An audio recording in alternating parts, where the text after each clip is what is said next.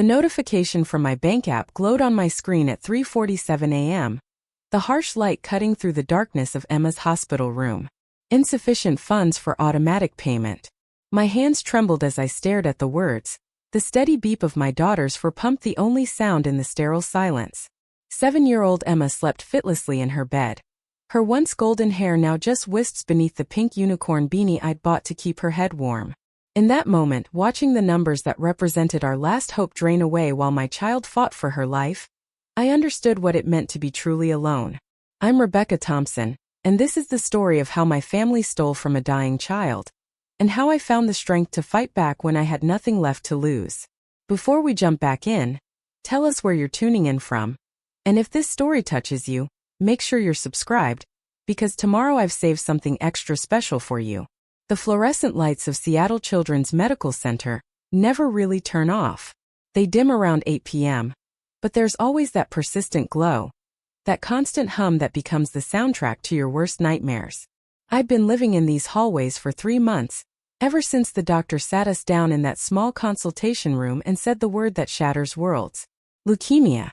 Acute lymphoblastic leukemia to be exact. Emma had just turned 7 2 weeks before the diagnosis. We'd thrown her a birthday party at the park, and she'd run around with her friends, her blonde ponytail bouncing in the spring sunshine. In the photos from that day, if you looked closely, you could see the bruises on her legs that we dismissed as normal kid clumsiness. You could see how pale she was, how tired she looked even while smiling. The signs were there, screaming at us, but we were too busy living normal lives to hear them. The treatment protocol was aggressive. Chemotherapy that would span years, not months. Hospital stays that stretched from days into weeks. Michael, my husband, had to keep working. Someone had to maintain the insurance, pay the rent on our small Northgate apartment, keep some semblance of normal life going for when Emma came home. So I became the one who lived at the hospital. I slept in the vinyl chair that converted into something the nurses generously called a bed. I learned the names of every nurse on the pediatric oncology floor. I knew which vending machine had the best coffee, which bathroom had the shower that actually got hot, and exactly how many steps it was from Emma's room to the family waiting area where I would go to cry where she couldn't hear me. My family rallied, or so I thought. My mother Patricia organized a meal train through her church. My father David set up a GoFundMe campaign, his silver hair and sincere eyes perfect for the video he recorded asking for help. My brother Brandon, who worked in real estate and always had money for the newest gadgets and luxury vacations, promised he'd handle coordinating all the financial donations. He said I had enough to worry about. He said family takes care of family. He created a joint account specifically for Emma's medical expenses, something he called the Emma Thompson Medical Fund. He added my name to it along with his own and my parents' names. That way, he explained, anyone in the family could contribute directly, and we could all access it when bills came due. Seemed thoughtful. It seemed like the kind of thing a devoted uncle would do for his niece. The GoFundMe exploded beyond anything we'd imagined. Emma's story, my father's heartfelt video, the photos of her smiling despite the tubes and wires, it touched something in people. Friends from elementary school I hadn't spoken to in years donated. My coworkers from the marketing firm where I'd worked before Emma got sick contributed. Strangers from across the country sent money with messages of hope and prayer. Within 2 weeks, we'd raised $47,000. I remember crying in the hospital bathroom when Brandon called to tell me. Not just crying, sobbing with relief so intense it felt like my chest might crack open. We could do this. We could afford the experimental treatments insurance wouldn't cover. We could pay the specialists. We could give Emma every possible chance. Brandon handled everything. He sent me screenshots of deposits, updates on the account balance. He seemed to be at the bank constantly, managing transfers, organizing receipts. My mother praised him endlessly in the family group chat, the one called Emma's Warriors that included my parents, Brandon, my Aunt Diane, Uncle Frank, and Brandon's son Tyler. "Look at how Brandon is stepping up," she wrote. "This is what family does." The heart emojis flooded in. Everyone agreed. Brandon was the hero of this tragedy, the one keeping everything together while I focused on Emma. Michael and I liquidated everything we could. We cashed out our small retirement accounts, penalties be damned. We sold my car since I was living at the hospital anyway. Michael could manage with his old truck. We put our few valuable possessions on Facebook Marketplace. My engagement ring, the one Michael had saved for months to buy when we were 23 and stupid in love, went to a pawn shop. I didn't cry when I handed it over. It was just metal and stones. Emma was flesh and blood and the only thing that mattered. Every dollar went into that joint account, into the fund that was supposed to save our daughter's life. The hospital social worker, Janet Willis, was a woman in her 50s with kind eyes and sensible shoes who'd seen every possible variation of family crisis. She pulled me aside one morning after Emma's chemo session, her hand gentle on my arm. She asked if we'd applied for the hospital's financial assistance program. I told her about the GoFundMe, about the family fund, about how Brandon was managing everything. She nodded slowly, something unreadable crossing her face. She asked if I'd checked the account balance recently. I hadn't. I'd been too consumed with blood counts and platelet transfusions and holding my daughter's hand through waves of nausea so violent she couldn't even keep down water. Janet suggested very carefully that I might want to take a look. Just to be aware, she said. Just to know where things stood. That night, after Emma finally fell asleep around midnight, I opened my bank app for the first time in weeks. The joint account, the Emma Thompson Medical Fund that had held $47,000 from the GoFundMe, plus another $30,000 from our savings, plus countless smaller donations that had come through Venmo and checks, showed a balance of $2,312. I stared at the screen until the numbers blurred. I refreshed the app, certain there was an error. The number didn't change. $75,000 gone in less than 3 months. I started scrolling through the transaction history, my heart hammering so hard I could feel it in my throat. The transfers out were constant. 2,000 here, 5,000 there, sometimes 3 or 4 transactions in a single day. I didn't recognize the payment descriptions. Personal loan repayment, investment property down payment, vehicle purchase, luxury item retail. Some just said transfer to Brandon Thompson checking. Others said transfer to Tyler Thompson. A few went to accounts I didn't recognize at all. My hand shook so badly I nearly dropped the phone. I zoomed in on the dates. These transactions had been happening since the second week after the GoFundMe launched. While I sat in a hospital room watching poison drip into my daughter's veins, while I held her hair back as she vomited, while I sang lullabies in the 3 a.m. darkness, my family had been steadily draining the account meant to save her life. I pulled up Instagram, something I hadn't opened in months. Brandon's profile was public, a carefully curated display of his successful life. I scrolled back to the date Emma was diagnosed. In the weeks since, he'd posted photos of a new Tesla, gleaming black in his driveway with the caption "Treating myself to a dream ride." There was a picture from a resort in Hawaii, palm trees and infinity pools, posted just 3 weeks ago while Emma had been in the ICU with a fever and infection that nearly killed her. The caption read, "Sometimes you need to recharge, blessed life." Tyler's profile showed similar patterns. Designer clothes with tags still visible. Bottle service at expensive Seattle nightclubs. A Rolex watch showcased in a photo captioned "Investment in Quality." The dates aligned perfectly with the largest withdrawals from Emma's medical fund. I sat in that darkened hospital room, the smell of antiseptic and the sound of machines breathing for sleeping children, and I felt something crack inside my chest. Not break, crack. Like ice beginning to fracture before it shatters completely. These were the people who'd hugged me at Emma's birthday party, who'd cried with me when we got the diagnosis, who'd stood in this very room and held Emma's small hand and promised her everything would be okay. They'd looked into my daughter's eyes, into the face of a 7-year-old fighting for her life, and they'd stolen from her. They'd stolen her chance at the treatments we needed. They'd stolen the security that let me sleep for more than 20 minutes at a time. They'd stolen and smiled and posted photos of their luxuries while Emma lost her hair and her strength and nearly lost her life. The next morning I called the bank. The representative, a young man who sounded fresh out of college, pulled up the account. I asked about the transactions, about whether they required multiple signatures, about any kind of fraud protection. Preparing and narrating this story took us a lot of time, so if you are enjoying it, subscribe to our channel, it means a lot to us. Now back to the story. He explained with the kind of patience reserved for people assumed to be technologically incompetent, that all names on a joint account have equal access and withdrawal rights. Brandon, as a joint account holder, had every legal right to make those transfers. But these were supposed to be for medical expenses, I said, hearing my voice crack. The representative went quiet for a moment.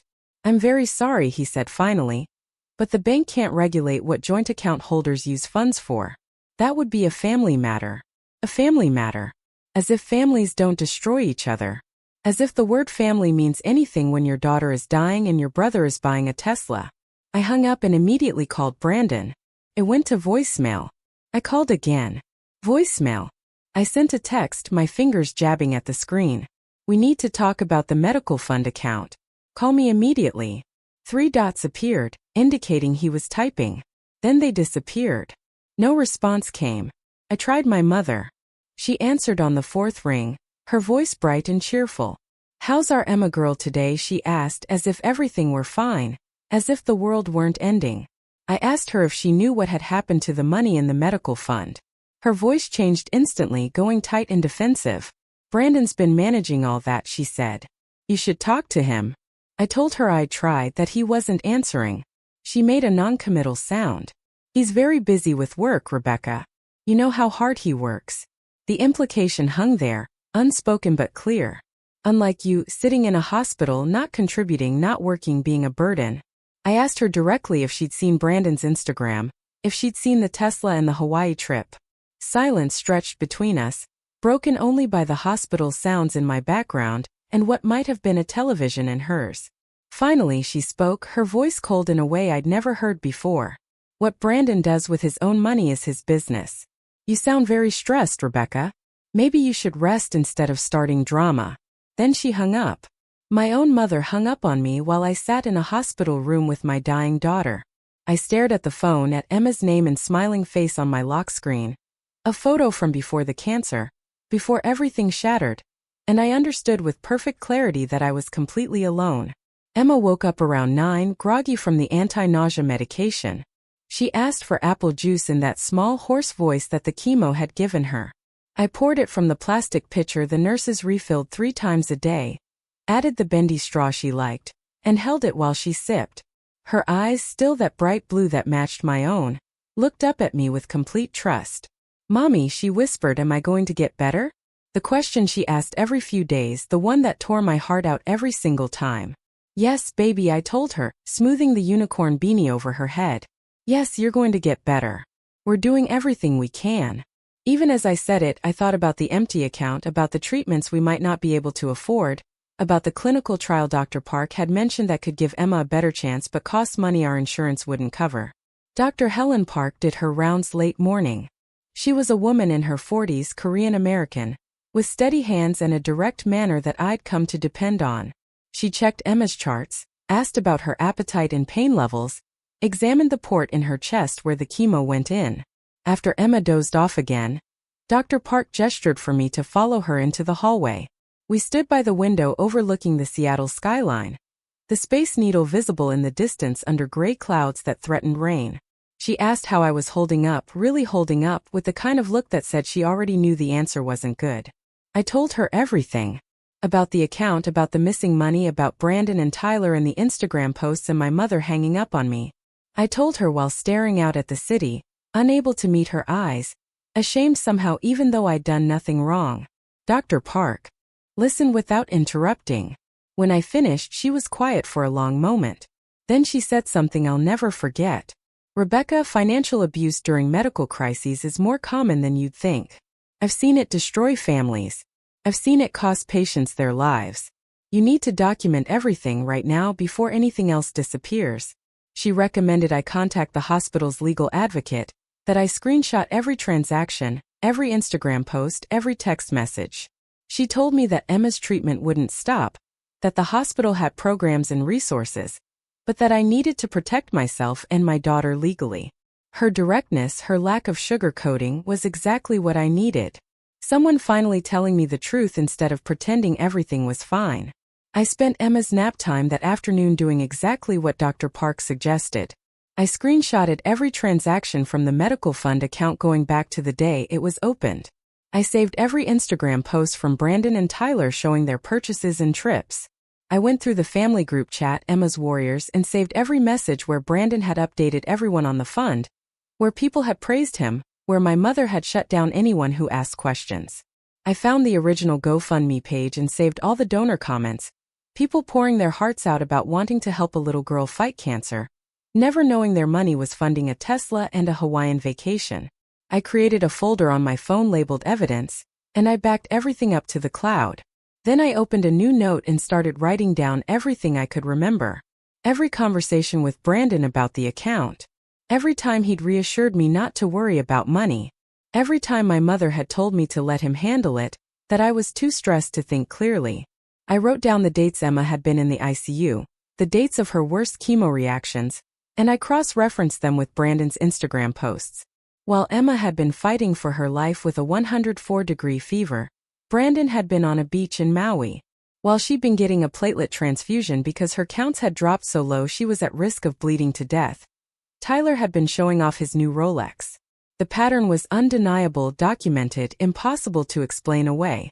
Michael came by after work, still in his construction clothes, smelling of sawdust and sweat. He looked exhausted, dark circles under his eyes that matched my own. He'd been working overtime every week, picking up extra shifts, doing anything to bring in more money. I showed him everything on my phone. The account balance. The transaction history. The Instagram posts. I watched his face change as he scrolled. Watched the disbelief turn to anger, turn to something darker and more dangerous. He stood up abruptly, his chair scraping against the floor loud enough to make Emma stir in her sleep. "I'm going to kill him," Michael said quietly. "I'm going to drive to his house right now and kill him." I grabbed his arm, pulled him back down. We couldn't afford for him to end up in jail. We needed him working. We needed his insurance. We needed to be smart about this, not emotional, even though every cell in my body wanted to scream and break things and make someone hurt the way we were hurting. We sat together in the dimness of Emma's room and made a plan. Michael would go to the bank in person first thing Monday morning and remove his name wasn't on the joint account, but mine was, and I'd remove myself and close it if possible, salvaging whatever was left. I'd contact a lawyer, someone who dealt with financial fraud. We'd report it to the police if necessary, family or not. We'd tell everyone who donated to the GoFundMe exactly where their money had gone. We'd burn it all down if that's what it took to get justice for Emma. For the first time in months, sitting in that hospital room planning our counterattack, I felt something besides helpless despair. I felt anger, clean and sharp and energizing. They'd stolen from the wrong mother. The Seattle rain started just after midnight, that persistent drizzle that turns the city into a watercolor painting of gray and shadow. I stood at the window of Emma's hospital room, watching droplets race down the glass while she slept fitfully behind me. The morphine they'd given her for the bone pain kept her under, but even in sleep her small face was pinched with discomfort. Michael had gone home an hour ago, reluctant but necessary. He had to be at the construction site by 6 a.m., and someone needed to feed our cat, water the plants, maintain the illusion that we still had a normal life waiting for us somewhere outside these walls. My phone sat on the narrow windowsill, screen dark but somehow still menacing. I'd turned off notifications for the family group chat hours ago, but I could see the red badge climbing higher with each passing hour. 43 unread messages. I didn't need to open it to know what they said. My mother would be trying to smooth things over, painting me as hysterical and overwrought. Brandon would be defensive, probably claiming misunderstandings about investments and loans. Aunt Diane would be playing peacemaker, suggesting we all just focus on Emma and deal with financial matters later. Later, as if my daughter had the luxury of time while her treatment fund evaporated. I picked up the phone and opened my email instead. 3 responses had come in from lawyers I'd contacted through the hospital's legal advocacy program. 2 were polite declinations, explaining they didn't handle family financial disputes. The 3rd was from a woman named Victoria Brennan, whose email signature listed her as specializing in elder abuse and financial exploitation. Her message was brief and direct. What happened to your daughter's medical fund constitutes financial abuse, regardless of family relationship. I have availability Tuesday at 10 a.m. if you'd like to discuss options. Bring all documentation. My chest loosened slightly. Someone was taking this seriously. Someone besides Michael and Dr. Park believed me. Emma stirred around 2 a.m., whimpering softly. I was at her bedside before she fully woke, smoothing the unicorn beanie that had shifted in her sleep. Her eyes opened, unfocused and glassy with medication. The port site in her chest was bothering her again. I could see the redness even in the dim light, the skin around it inflamed and angry. I pressed the call button for the nurse. Within minutes, Denise appeared, a night shift veteran who moved with efficient calm. She checked Emma's temperature, examined the port, made notes in the chart. Slight fever, she said quietly. We'll keep monitoring. Could just be irritation from today's infusion, but Dr. Park will want to know first thing. After Denise left, I climbed carefully onto the hospital bed beside Emma, something the nurses technically discouraged but never actually stopped.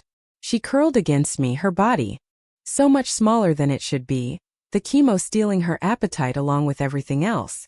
She smelled like hospital soap, and something metallic I'd learned was the scent of the medications coming through her pores. "Mommy," she whispered, her breath warm against my neck. "Are you sad?" The question startled me. I'd been so careful to smile around her, to project confidence and optimism, to never let her see the terror that lived in my chest like a second heart. "I'm just tired, baby," I told her. "But I'm not sad when I'm with you." She was quiet for a moment, her small hand finding mine. "Tyler didn't come see me anymore," she said. "And Uncle Brandon promised to bring me a present, but he never did." The observation landed like a physical blow. Emma had noticed. Of course she'd noticed. Children notice everything, especially when they're spending endless hours in a hospital bed with nothing to do but observe the adults around them. I wanted to tell her the truth, to explain that Uncle Brandon was a thief and Tyler was complicit, and her grandmother had chosen money over her granddaughter's life. But she was 7 years old with cancer, and she didn't need that weight added to everything else she was carrying. "They've been really busy with work," I said, the lie tasting bitter. "But I'm here and Daddy's here and we're not going anywhere." She accepted this with the kind of easy trust that made my throat tight. "'Kay," she said. "As long as you don't leave." "Never," I promised. "Never ever." Monday morning arrived with weak sunshine that did nothing to warm the November air. Michael picked me up at 8, and we drove to the Bank of America branch in downtown Seattle, where Brandon had opened the Emma Thompson Medical Fund account. I'd barely slept, running through scenarios in my mind. What if they wouldn't let me access the account information? What if Brandon had somehow removed my name? What if the remaining $2,000 had vanished overnight? Michael reached over and squeezed my hand as we pulled into the parking garage. His knuckles were scraped from work, his fingers calloused and strong. "We've got this," he said. "Document everything. Stay calm. Get facts." The bank was sleek and modern, all glass and polished marble that echoed our footsteps. A young woman in a navy suit greeted us with a professional smile that faltered slightly when she saw my face. I probably looked like exactly what I was, a woman who'd been living in a hospital for 3 months, who'd slept in chairs and survived on vending machine coffee and the kind of fear that hollows you out from the inside. I explained why we were there, keeping my voice level. I needed information about the joint account, transaction history, everything. She led us to a private office and logged into her computer. The account manager who joined us 10 minutes later was a man in his 50s named Robert Chen. He had kind eyes behind wire-rimmed glasses and the careful demeanor of someone who delivered bad financial news many times before. He pulled up the account on his screen, and I watched his expression shift as he scrolled through the transaction history. "How long has this account been open?" he asked. 3 months, I told him. "Since late July." He nodded slowly, still scrolling. "And you're aware of all these withdrawals?" I told him I'd only just discovered them, that the account was supposed to be used exclusively for my daughter's medical expenses, that I'd been at the hospital full-time and hadn't been monitoring it. Robert Chun printed out the complete transaction history, 6 pages of withdrawals that painted an undeniable picture. He explained that with a joint account, any holder could make withdrawals without other holders' knowledge or permission. But he also noted something I hadn't known. Several of the larger transfers had been flagged internally for potential fraud, but since they came from a joint account holder, the bank's fraud department had cleared them. "Your brother," he said carefully, "called our fraud line 3 times to confirm his authorization for transfers. He was quite insistent that these were legitimate medical expenses." The words hung in the air between us. Brandon hadn't just stolen. He'd anticipated that someone might catch him and had proactively covered his tracks. I asked if there was any way to reverse the transfers to reclaim the money. Robert's expression told me the answer before he spoke. Once funds are transferred from a joint account with proper authorization, they can't be reversed by the bank. Your recourse would be civil court or potentially criminal fraud charges, but that's outside our jurisdiction. He paused, seeming to weigh his next words. Off the record, Mrs. Thompson, I've seen this before. Family members exploiting medical crises. It's more common than people realize, and it's devastating. Document everything. Get a lawyer. And close this account today. I can help you open a new account in your name, only, and transfer the remaining balance. We did exactly that. The new account, the Emma Thompson medical account, held $2,108. That was what remained of $75,000 in donations, savings, and liquidated assets. $2,000 to cover the treatments that would cost hundreds of thousands. Michael's hand was shaking as he signed the paperwork. I watched the muscle in his jaw clench and release. The only outward sign of the rage I knew was building inside him. Robert Chun printed everything, placed it in a folder, and handed it to me with genuine sympathy in his eyes. I hope your daughter recovers, he said. And I hope you get justice. In the car, Michael didn't start the engine. He just sat gripping the steering wheel, staring straight ahead at the concrete wall of the parking garage. $73,000, he finally said. They stole $73,000 from our daughter. From Emma. His voice broke on her name. I didn't trust myself to speak. If I opened my mouth, I thought I might start screaming and never stop. Instead, I opened the folder Robert had given us and started photographing every page with my phone. Evidence. Documentation. The foundation of whatever came next. My appointment with Victoria Brennan was at her office in Capitol Hill, a converted Victorian house that had been transformed into a law practice. She met us in a conference room with exposed brick walls and tall windows that let in gray afternoon light. Victoria was perhaps 60, with silver hair cut in a sharp bob and eyes that assessed everything. She listened while I walked through the timeline, occasionally making notes on a yellow legal pad. She asked direct questions. Had Brandon ever had legal power of attorney? No. Had I explicitly authorized any of the withdrawals? No. Did I have documentation of the account's intended purpose? Yes, the GoFundMe page clearly stated it was for Emma's medical expenses, and I had screenshots of every donor comment. Victoria leaned back in her chair, tapping her pen against the pad. This is financial exploitation and fraud, she said without preamble. The joint account complicates criminal prosecution because technically he had legal access, but the misrepresentation of the fund's purpose, especially given the GoFundMe's explicit terms, creates civil liability at minimum. She outlined options. We could file a civil lawsuit for recovery of funds plus damages. We could report to the police and let them determine if criminal charges were appropriate. We could do both. Each path had costs, both financial and emotional. A civil suit could take years and cost thousands in legal fees we didn't have. Criminal charges might move faster but had a lower likelihood of financial recovery. What do most people do in this situation, I asked. Victoria's expression softened slightly. Most people do nothing, she said. The shame and family pressure are too much. They convince themselves it's not worth destroying relationships, even though those relationships already destroyed them. She paused. But you're not here asking if you should do something. You're here asking how to do it most effectively. I appreciated her directness, the way she didn't sugarcoat or condescend. Yes, I said. I want every option that gets my daughter's money back, and makes sure he faces consequences. We spent the next hour going through everything I documented. Victoria photographed the bank statements, the Instagram posts, the text messages. She had me write out a detailed timeline, matching dates of Emma's medical crises with dates of Brandon's luxury purchases. She asked about other family members' involvement. Had my mother known? Had she participated in the withdrawals? I told her about my mother's defensive reaction, about how she'd shut down the conversation and hung up on me. Victoria made a note. Potential co-conspirator or enabler at minimum, she said. We'll need to determine her level of knowledge and involvement. As we were wrapping up, Victoria asked me a question I hadn't expected. How is Emma doing? Not the medical specifics, but how is she? I found myself answering honestly in a way I hadn't with anyone except Michael. She's scared.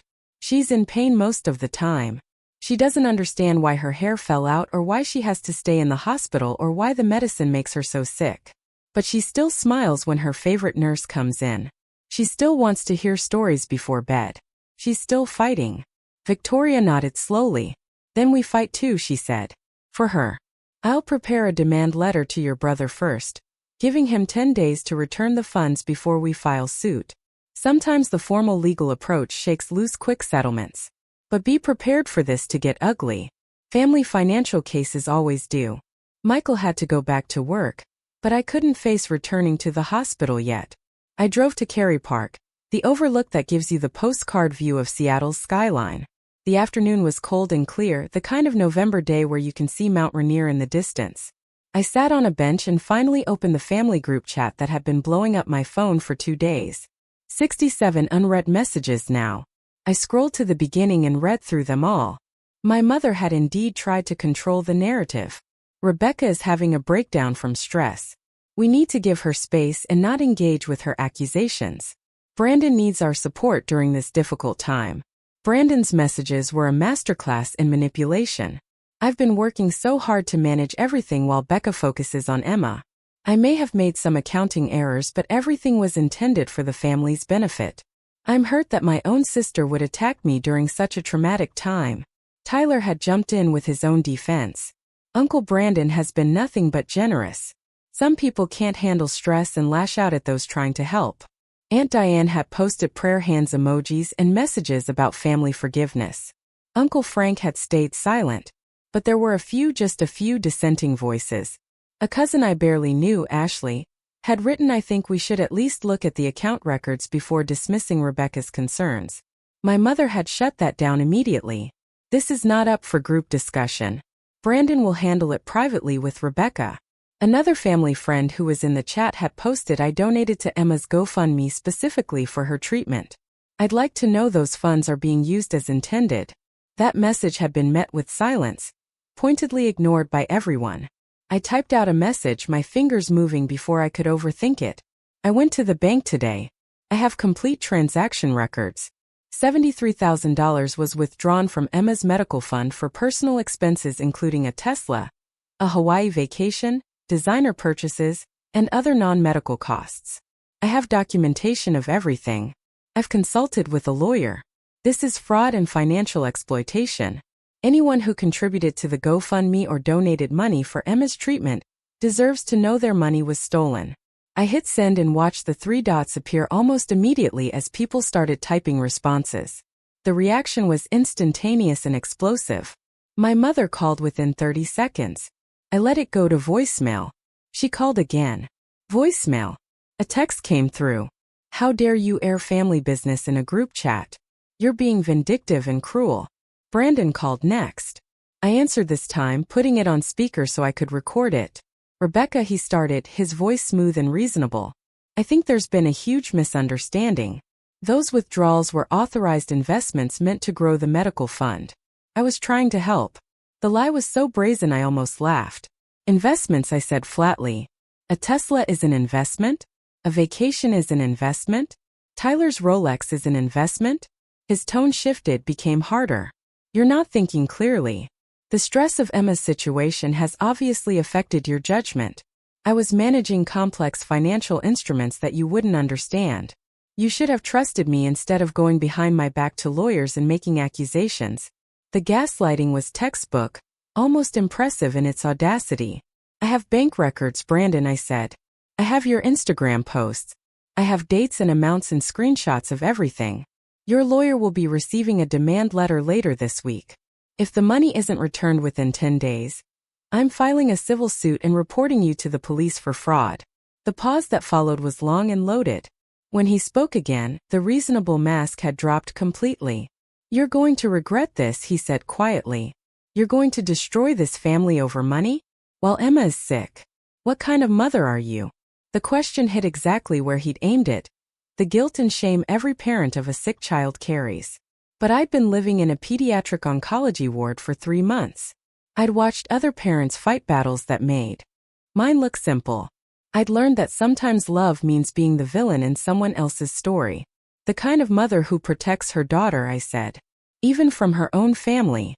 especially from her own family. I hung up before he could respond. The group chat had erupted into chaos. Some people were demanding to see the bank records. Others were defending Brandon, claiming I was having a mental breakdown. My mother posted that I was no longer welcome at family gatherings until I apologized and dropped these horrible accusations. Aunt Diane was trying to organize a family meeting to discuss everything calmly and rationally.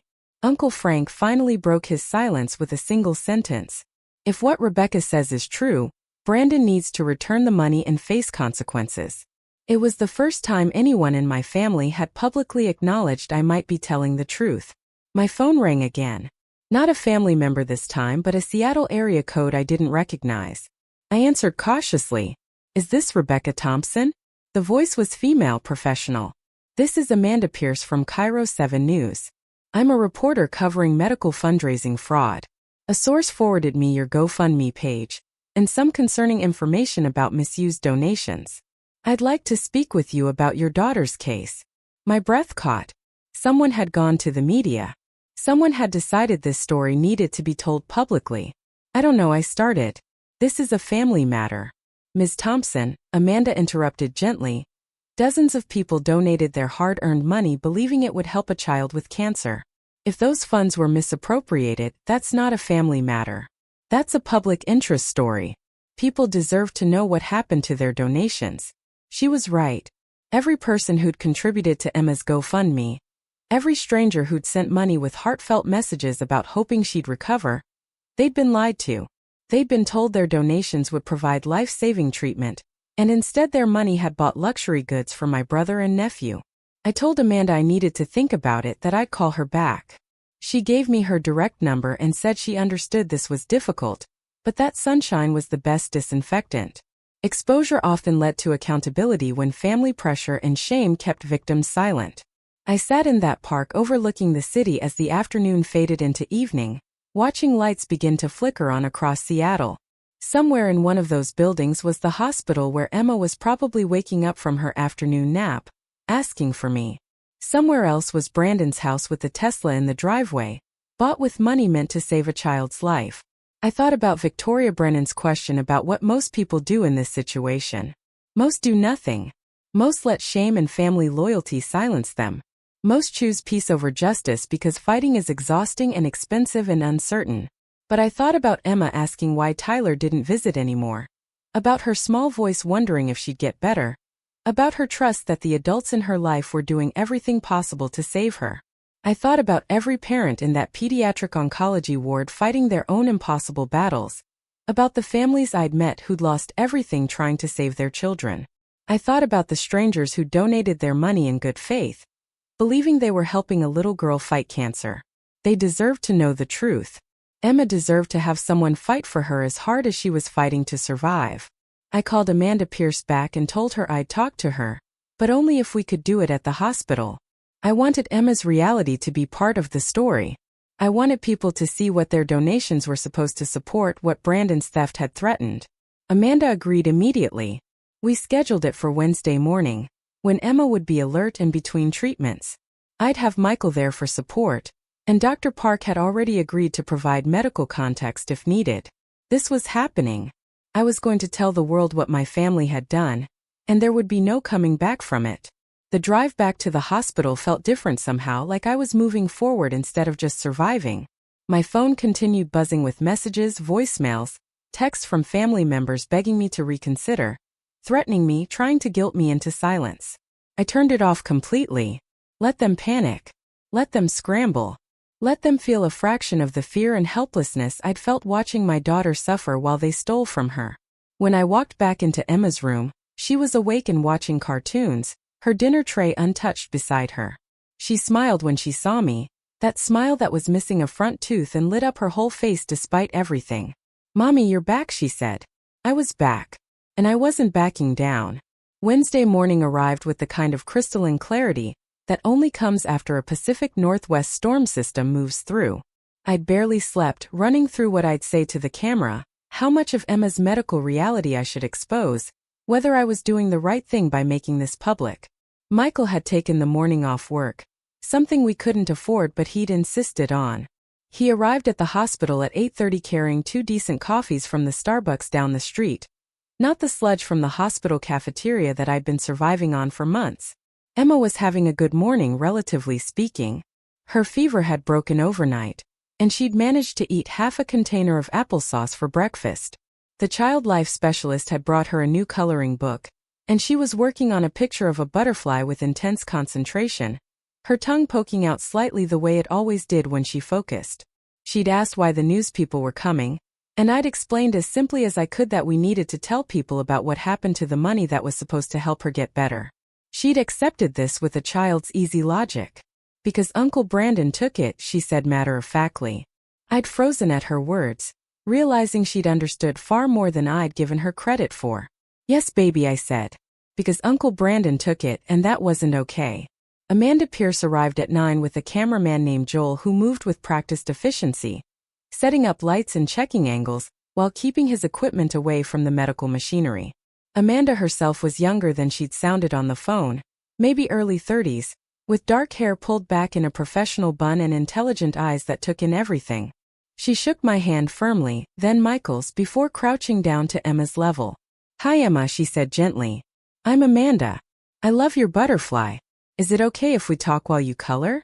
Emma nodded shyly, clearly uncertain about the strangers in camera, but trusting that I'd allowed them here for a reason. We started with the basics.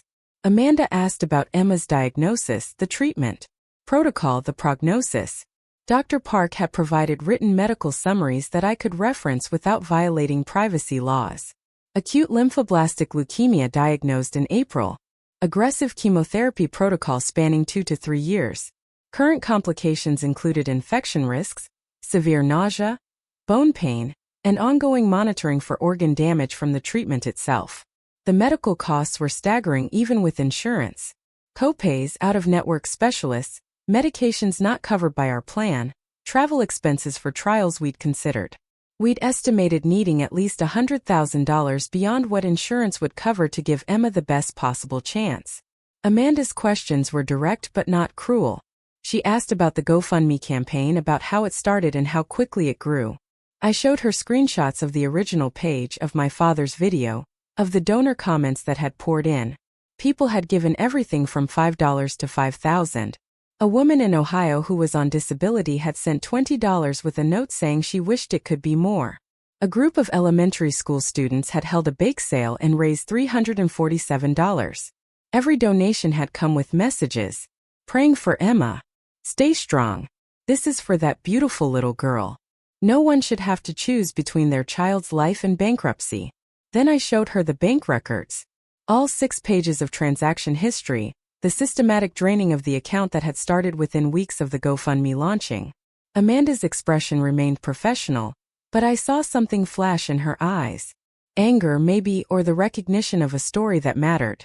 She asked if she could photograph the documents. I'd already cleared it with Victoria Brennan, who'd said that once we were pursuing legal action, strategic media exposure could actually work in our favor. Public pressure often accomplished what lawyers couldn't. The hardest part was explaining how I discovered it, describing that 3 a.m. moment when I checked the bank app and seen $2,000 where there should have been $75,000. The sick realization that had followed. The scrolling through transactions that made no sense.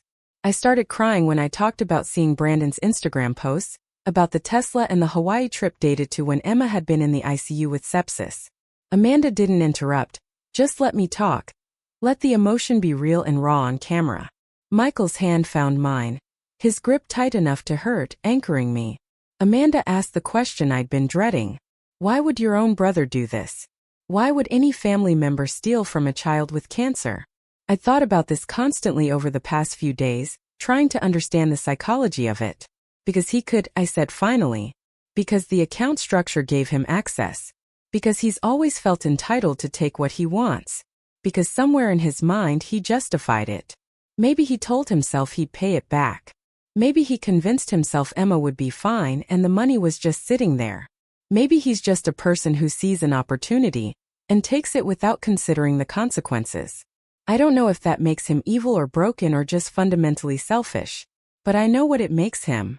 A thief who stole from a dying child. The interview lasted almost 2 hours. Amanda asked about my mother's response, about the family group chat messages, about the broader family dynamics that had allowed this to happen. She asked what I wanted to happen next. Justice, I said. I want every dollar returned. I want him prosecuted for fraud. I want everyone who donated to know the truth about what happened to their money. And I want other families to see this story and know they're not alone. Financial abuse during medical crises is hidden because people are ashamed, because we're taught that family loyalty matters more than anything, because we're supposed to forgive and move on. But family isn't supposed to steal from dying children. There's no loyalty in that. There's no love in that. After Amanda and Joel packed up their equipment and left with promises the story would air Friday evening, I felt simultaneously lighter and more terrified than I had in days. There was no taking it back now. By Friday night, potentially hundreds of thousands of people would know what Brandon had done, what my family had done. The privacy I'd been clinging to would be completely gone. Emma asked if she did okay on camera. You were perfect, I told her, smoothing her beanie. You're always perfect. She smiled and went back to her coloring, already moving on the way children do, not understanding that the world was about to shift in ways we couldn't control. Michael stayed until early afternoon, then had to get back to work. A pipe had burst on his construction site, and they needed all hands to prevent water damage. After he left, I finally turned my phone back on. The message count had climbed past 100. I scrolled through them with a kind of detached fascination. My mother's messages had progressed from angry to pleading to threatening. You're destroying this family. You'll never be forgiven for this betrayal.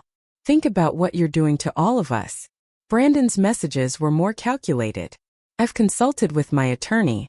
If you proceed with these false accusations, I'll have no choice but to sue you for defamation. You're opening yourself up to serious legal consequences. The defamation threat almost made me laugh. Truth was an absolute defense against defamation, and I had bank records, screenshots, and a paper trail that would make any lawyer salivate. Brandon wasn't threatening to sue because he thought he'd win. He was threatening because it was the last card he had to play, one final attempt to scare me into silence. I forwarded his message to Victoria Brennan with a note asking if I needed to be concerned. Her response came back within minutes. Empty threat. He knows he's caught. Document all threats and harassment. They'll support our case. The family group chat had splintered. Some people had left entirely. Others had formed a smaller chat without me. Or so I'd heard from Ashley, who'd reached out privately to say she believed me and was horrified by what Brandon had done. Ashley was my father's brother's daughter, someone I'd seen at holidays but never been particularly close to. Her support felt simultaneously validating and surreal. Why do you believe me? I asked her over text. Everyone else seems convinced I'm lying or crazy. Her response was simple. Because I've watched Brandon my whole life. He's always taken what he wanted and never faced consequences. And because your evidence is undeniable. I'm sorry the rest of the family can't see that. I'm sorry you're going through this alone. But I wasn't entirely alone. Messages had started coming in from people outside the family. GoFundMe donors who'd seen my post in the family chat, which someone had apparently leaked or shared. I'm the woman from Ohio who sent $20, one message read.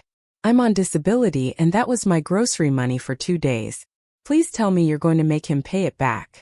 Another came from the mother who'd organized the elementary school bake sale. Those kids worked so hard because they wanted to help Emma. They deserved to know their money went where they intended. The messages weren't angry at me. They were angry for me, for Emma, for the violation of trust that Brandon's theft represented. I responded to each one personally, thanking them for their donation, apologizing that their generosity had been exploited, promising I was doing everything possible to recover the funds and hold Brandon accountable. Several people offered to write statements for the lawyer or testify if needed. A few asked if there was a new secure fundraiser they could contribute to. The outpouring of support from strangers while my own family tried to silence and shame me was a study in contrast that I'd think about for years to come. Thursday passed in a blur of medical procedures and legal preparations.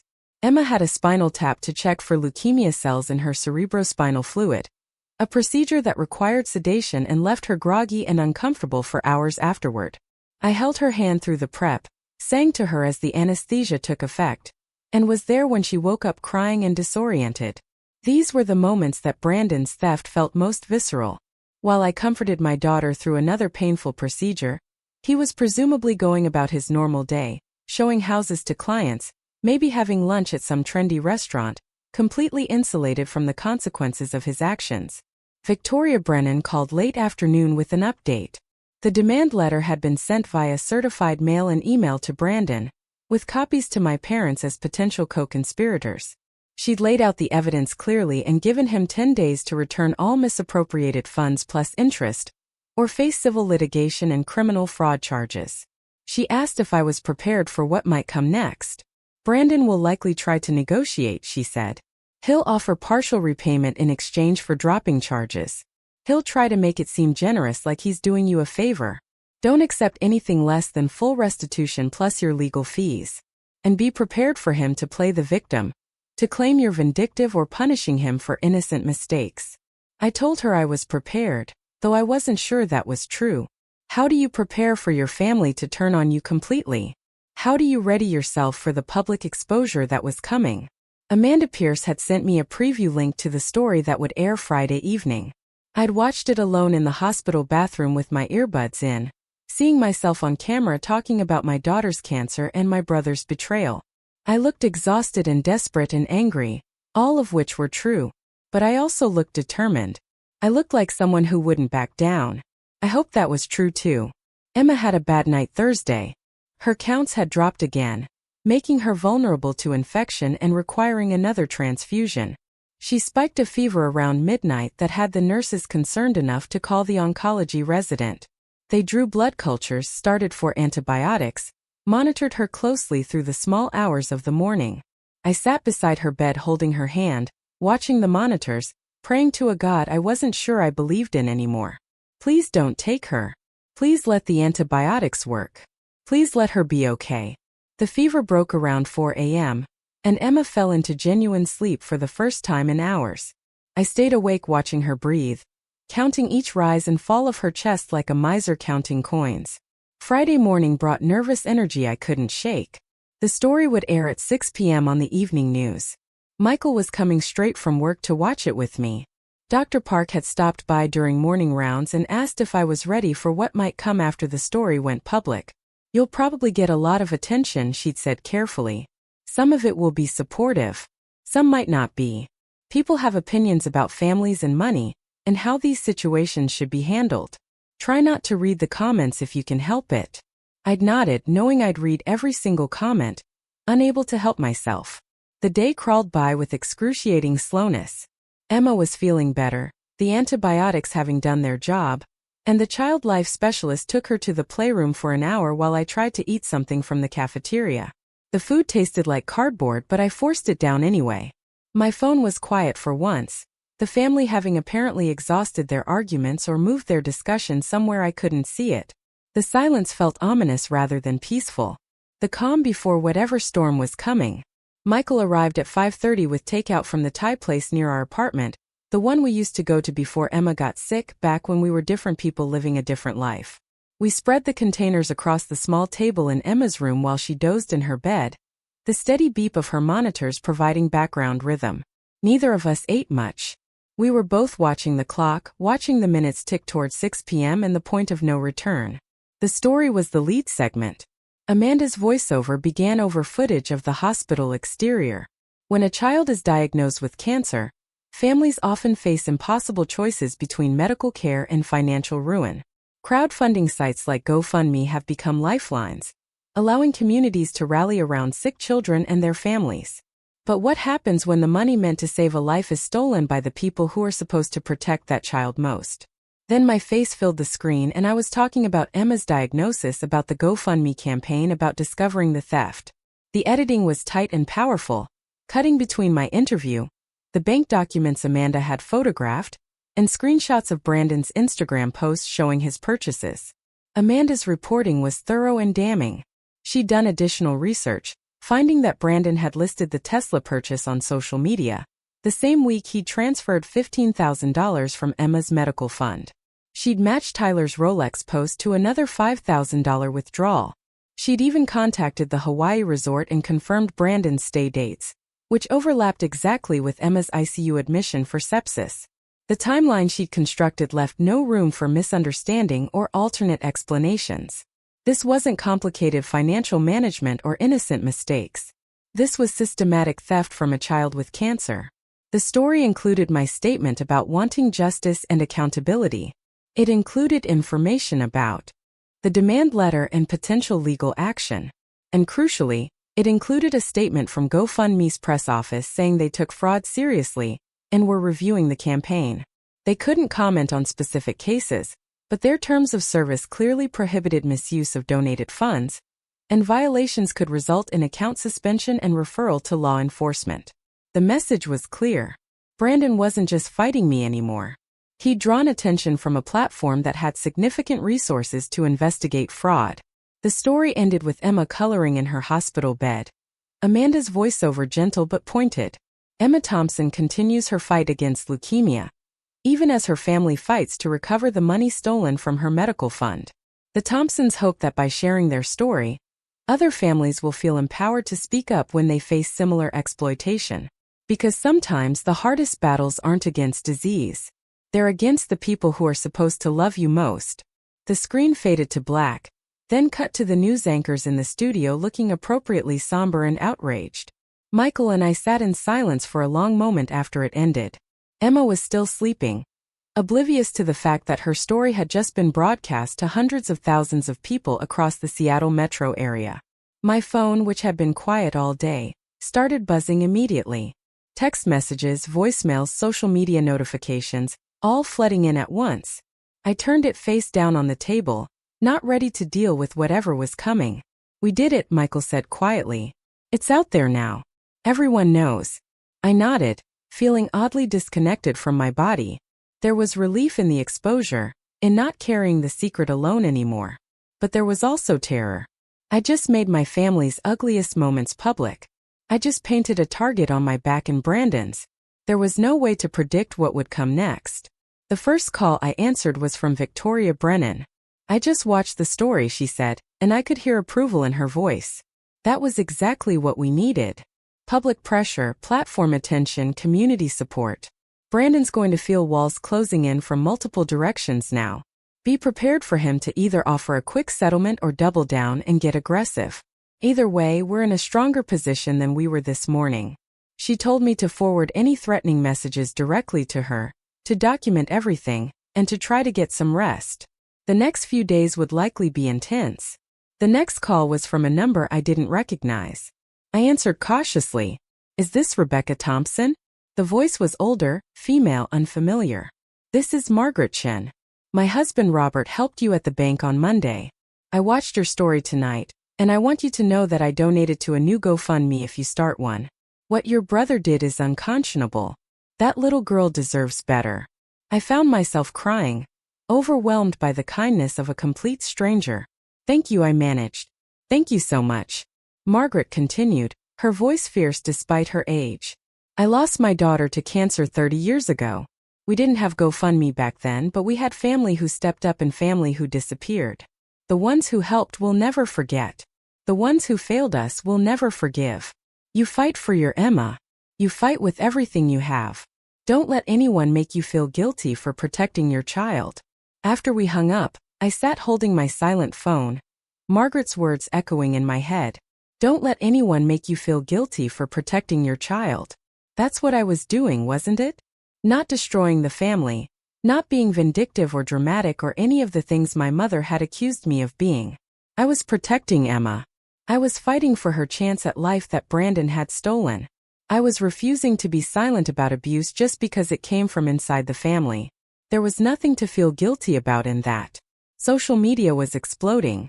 The news station had posted the story on their Facebook page, and the comments section was a mix of outrage on Emma's behalf and armchair legal advice.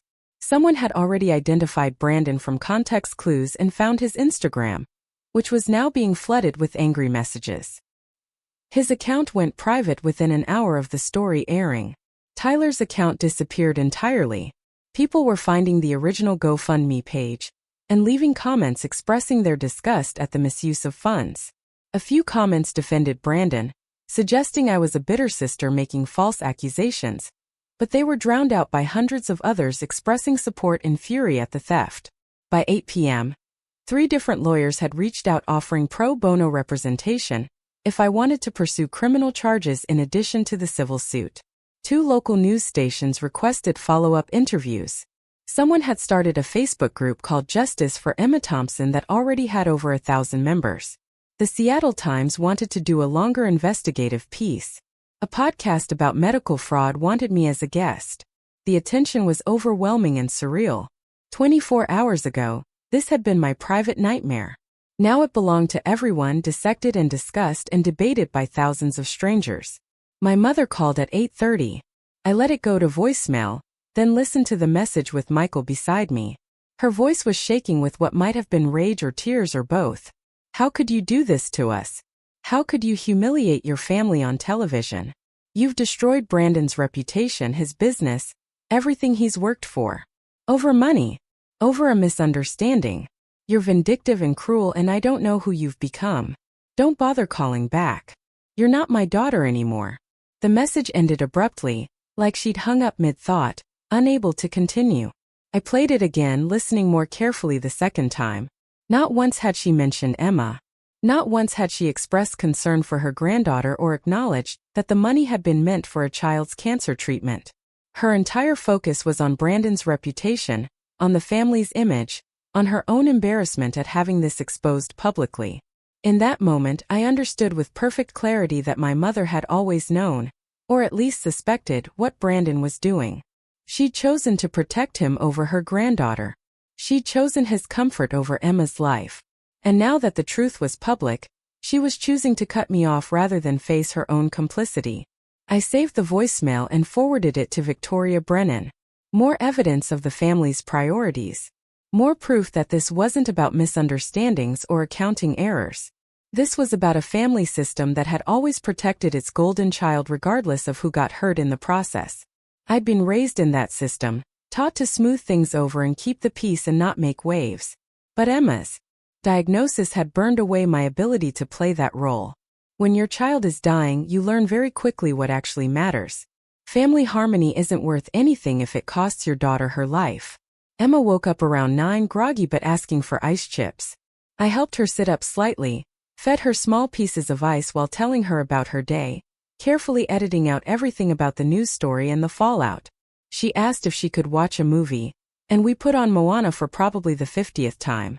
She knew every word, mouthing along with the songs even when she was too tired to actually sing. Michael stayed until she fell asleep again around 10:30, then kissed us both and headed home to feed the cat and try to sleep himself. He had to work Saturday 12 hours on the construction site to make up for time he'd missed this week. I settled into the vinyl chair that had become my bed, pulling the thin hospital blanket over myself, listening to Emma breathe and the monitors beep their steady reassurance. My phone continued buzzing with notifications, messages of support from people I'd never met, angry comments from family members or their friends, media requests and legal advice and everything in between. I turned off all notifications except calls from Michael or the hospital and closed my eyes. Tomorrow would bring whatever it brought. More fallout probably. Maybe Brandon's response to the demand letter. Potentially more media attention. Definitely more judgment and opinions from people who didn't know us, didn't understand what we were living through. But tonight Emma was stable. Her fever was gone. She was sleeping peacefully for the first time in days. And the truth was finally out there. No longer a secret I had to carry alone. Whatever came next, at least I wasn't fighting in the dark anymore. At least people knew what Brandon had done. At least Emma's story had been told. I fell asleep thinking about Margaret Chen's words. You fight for your Emma. You fight with everything you have. That's exactly what I intended to do. Saturday morning arrived with unexpected sunlight streaming through Emma's hospital room window. The kind of November brightness that feels stolen from a different season. Emma was awake early. Her appetite better than it had been in weeks. She managed 3 bites of scrambled eggs and half a cup of apple juice, which felt like a victory worth celebrating. The nursing staff was optimistic about her counts, about maybe being able to go home for a few days if the numbers held steady. Home. The word felt foreign after 3 months of living in this room that smelled like disinfectant and recycled air. My phone had been charging on the windowsill overnight, and when I picked it up, the notification count made my stomach drop. 417 new notifications. Text messages, emails, social media mentions, voicemails from numbers I didn't recognize. The story had apparently gone beyond local news. Someone had posted it to Reddit, where it had been upvoted thousands of times. Twitter accounts focused on medical fundraising fraud had shared it. A TikTok about Emma's situation had gone viral overnight, with over 2 million views. Our private nightmare had become internet content, dissected and discussed by millions of strangers who felt entitled to opinions about our lives. I started sorting through messages, creating folders in my mind for what needed immediate attention versus what could wait. Victoria Brennan had emailed at 6 a.m. with a brief update. Brandon's attorney had reached out late Friday night requesting a meeting. They wanted to discuss potential settlement terms before the 10-day deadline. Victoria's assessment was blunt. They're scared. The public attention has them scrambling. We meet on our terms at our location with everything documented. Don't accept less than full restitution plus all legal fees and punitive damages. She'd scheduled the meeting for Monday afternoon at her office, with me present but letting her do the talking. The messages from strangers were overwhelming in their support and their rage. A woman in Portland had started a secondary GoFundMe specifically to cover our legal fees, and it had already raised $12,000 overnight. People were sharing their own stories of family financial abuse, of being exploited during medical crises, of the shame and silence that came with being victimized by people who were supposed to love you. One message stood out from the others. My name is Dr. James Patterson. I'm an oncologist at Children's Hospital Los Angeles. I've been practicing for 30 years and I cannot tell you how common this is. Family members stealing from sick children, exploiting medical crises for personal gain. You did the right thing by going public. You gave voice to something that happens in shadows. Thank you for your courage. The family messages were predictably hostile. My mother had sent a series of increasingly unhinged texts throughout the night. You've ruined everything. The church is talking about us.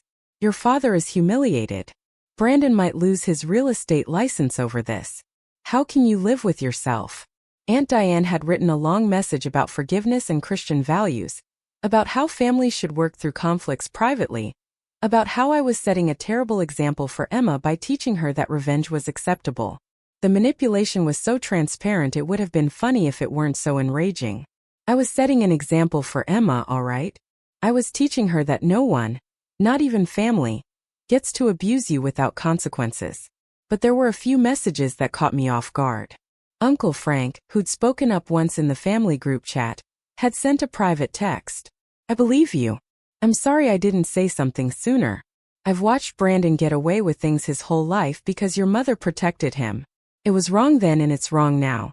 If you need someone to testify about family patterns, I will. Ashley had written something similar. Several cousins I barely knew had reached out to say they'd had their own uncomfortable experiences with Brandon over money, loans that were never repaid, investment opportunities that turned out to be scams, always operating in gray areas where he couldn't quite be called out without causing family drama. Michael arrived mid-morning with clean clothes for me, and a stuffed elephant for Emma that played lullabies when you squeezed its foot. Emma was delighted, clutching it to her chest and making it play the same song on repeat until even she got tired of it. Michael looked exhausted, dark circles under his eyes suggesting he'd slept about as well as I had. We need to talk, he said quietly, glancing at Emma who was absorbed in her new toy. We stepped out into the hallway, finding a quiet corner near the family waiting room. A fundraiser, he said without preamble. People want to help. The one someone started for legal fees is already over $15,000. But we need one. For Emma's actual medical expenses. Something secure that Brandon can't touch. I'd been thinking the same thing but had been afraid to seem opportunistic, like I was exploiting Emma's situation for money. Michael read my hesitation accurately. This isn't about taking advantage, he said firmly. People want to help Emma. They're angry about what Brandon did and they want to make it right. We need the money, Becca. Even if we get everything back from Brandon, and that's a big if, we're still going to be drowning in medical debt. This is about giving Emma every chance we can. He was right.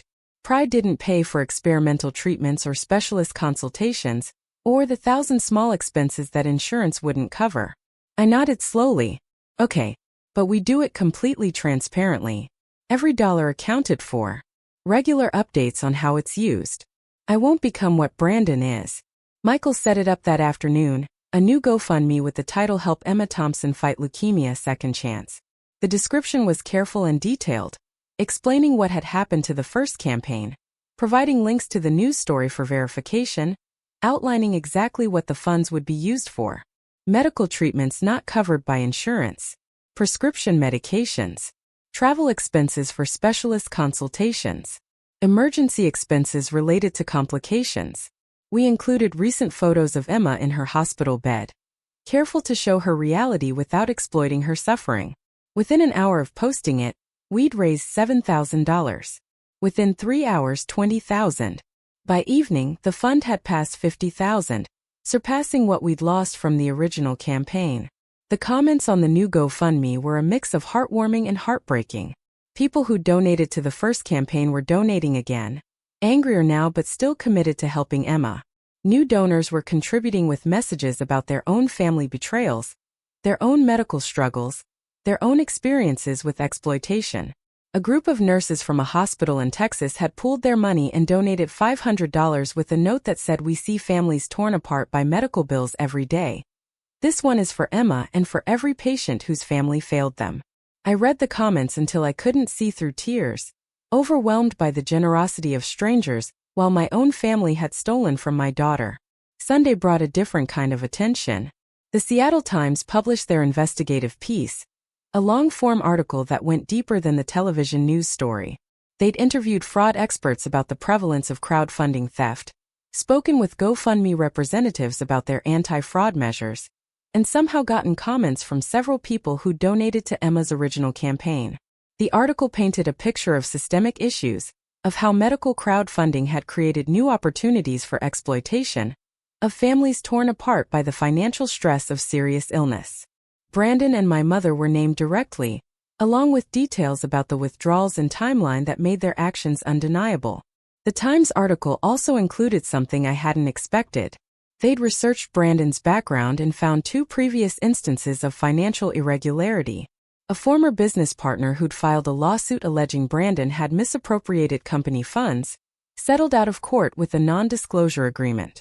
A client complaint filed with the Real Estate Licensing Board about unauthorized use of escrow funds, resolved with a reprimand but no license suspension. The pattern the reporters uncovered suggested this wasn't an isolated incident or a moment of weakness. This was who Brandon was, someone who'd been taking money that wasn't his for years, always managing to avoid serious consequences because of settlements and NDAs and family protection. My mother called Sunday afternoon. I almost didn't answer, but something made me pick up. Maybe curiosity about what she'd say after the Times article. Maybe hope that she'd finally acknowledge what Brandon had done. Maybe just exhaustion from carrying anger that was starting to feel heavier than the grief. Her voice when she spoke was different from the raging voicemails, quieter but somehow more cutting. "The article made us look like criminals," she said. "Like we're bad people. Your father is talking about leaving me. The church asked me to step down from the women's ministry leadership. Our neighbors won't make eye contact. You did this. You destroyed us." The accusation hung in the air between us, absurd in its inversion of responsibility. "I destroyed you," I repeated slowly. "Not Brandon, who stole from his dying niece. Not you, who chose to protect him instead of Emma. Me, for telling the truth about what happened." My mother's voice went hard. "You could have handled this privately. You didn't need to involve the media, the lawyers, strangers on the internet. You wanted to humiliate us. You wanted revenge." The conversation was pointless, I realized. She would never accept responsibility. She would never admit that protecting Brandon at Emma's expense was wrong. She'd rewritten the narrative in her mind where I was the villain and they were the victims, and no amount of evidence would change that. "I'm going to hang up now," I told her. "And I don't want you to call again unless it's to apologize to Emma. Not to me, to Emma. For failing to protect her. For letting her uncle steal from her. For choosing Brandon over your granddaughter.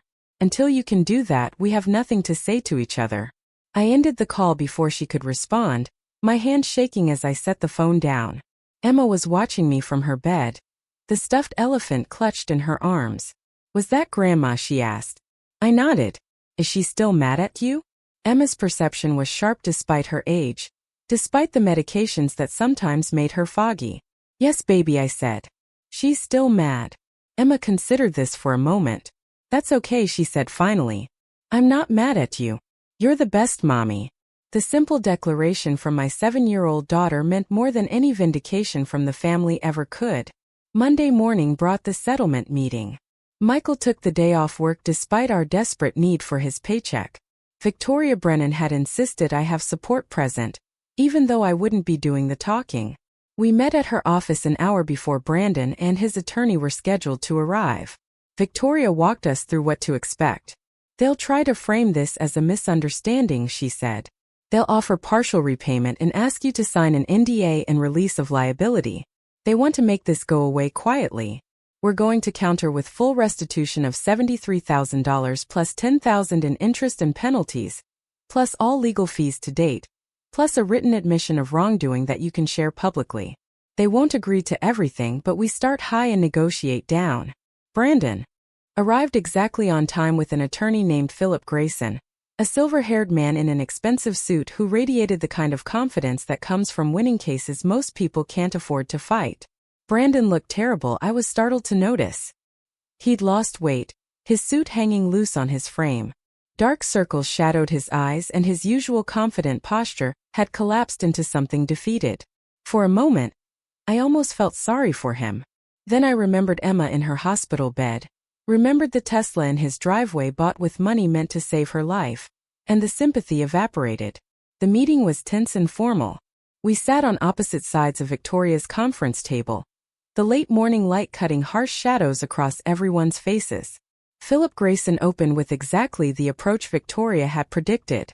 My client acknowledges there were some irregularities in the management of the medical fund. He deeply regrets any misunderstanding about the intended use of those funds. In the interest of family harmony and his niece's well-being, he's prepared to offer a settlement of $30,000 in exchange for a full release of all claims and a mutual non-disclosure agreement. The offer was insulting, less than half of what he'd stolen, with conditions that would prevent me from ever telling anyone the truth. Victoria responded without hesitation. Your client didn't manage funds irregularly. He stole $73,000 from a child with cancer through systematic fraud over a period of 3 months. We have bank records, social media evidence, and witness testimony documenting exactly how he spent money donated for medical care on personal luxury purchases. $30,000 doesn't begin to address the harm caused. Our counteroffer is full restitution of $73,000 plus $10,000 in penalties and interest, payment of all legal fees incurred to date, and a written statement acknowledging misappropriation of funds that Mrs. Thompson is free to share as she sees fit. Payment must be received within 14 days, or we proceed with civil litigation and criminal fraud charges. Philip Grayson's expression didn't change, but something flickered in Brandon's eyes. Fear maybe, or the realization that this wasn't going to be easy. The attorney countered with $45,000 in standard confidentiality provisions. Victoria held firm at $73,000 plus penalties, no NDA. The negotiation continued for over an hour, numbers and terms thrown back and forth across the table like weapons. I sat silent beside Victoria, watching Brandon avoid my eyes, watching him squirm as his attorney fought a battle that was increasingly unwinnable. The public attention had destroyed any leverage he might have had. Everyone knew what he'd done. An NDA was worthless when the truth was already public record. Finally, Philip Grayson asked for a private consultation with his client. They stepped out into the hallway, leaving Michael and me alone with Victoria. She leaned back in her chair, satisfied. They're going to accept something close to full restitution, she said. They have no choice. The criminal fraud threat is real and he knows it. The only question is whether he can liquidate enough to pay quickly, or if we need to structure payments. Either way, you're getting your money back. The words felt surreal. After everything, after the theft and betrayal and public battle, we might actually win. We might actually get Emma's medical fund restored. Brandon and Philip returned 20 minutes later. Brandon's face was gray, his jaw tight with suppressed emotion. Philip spoke for him. My client will agree to restitution of $73,000, payment of $5,000 in legal fees, and a brief written acknowledgement of misuse of funds. He cannot pay the full amount immediately, but can provide $30,000 within 2 weeks, and the remainder in monthly installments of $5,000 over 9 months. All payments will be verified and documented. In exchange, Mrs. Thompson agrees not to pursue criminal charges, and both parties release all future claims related to this matter. The NDA demand had been dropped entirely. They knew it was pointless. Victoria looked at me for the first time since the meeting started, a silent question in her eyes. I thought about the numbers, about $30,000 immediately versus waiting for a settlement through court that could take years.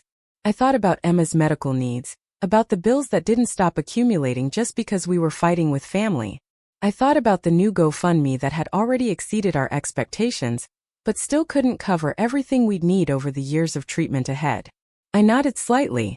Victoria turned back to Philip. We accept with one modification. The written acknowledgement must specify that funds were taken from a campaign for a child's cancer treatment, and Mrs. Thompson retains the right to share that statement publicly.